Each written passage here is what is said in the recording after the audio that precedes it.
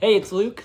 And Abigail. And we have some encouragement for you here today. So I want to share from Ephesians chapter 6, starting in verse 10. It says this, "A final word, be strong in the Lord and in all his mighty powers. Put on all of God's armor so that you will be able to stand firm against all strategies of the devil. For we are not fighting against flesh and blood enemies, but against evil rulers and authorities of the unseen world, against mighty powers in the dark world, and against evil spirits in the heavenly places."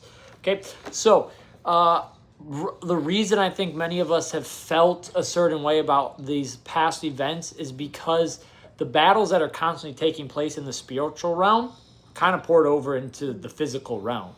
Those spiritual battles, those demons, it poured over into what we can physically see right now. And so that we felt something. We felt that heaviness.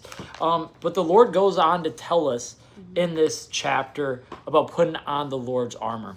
And I'm not going to read that word for word right now, but in verse 13 of chapter 6 in Ephesians, go read it for yourself. It tells us about the armor, the spiritual armor we can put on so that we can handle these attacks and be prepared. And that is putting on the belt of truth. That is wearing the breastplate of righteousness. That is putting on our shoes of peace.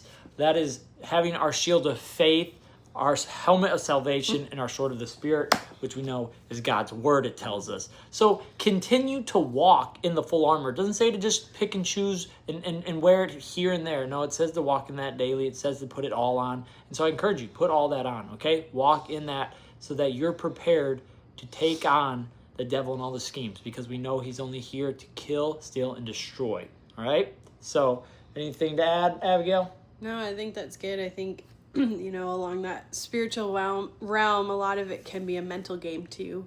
And so not always is it just physical and like between other people or brothers and sisters, but it could just be a mental game.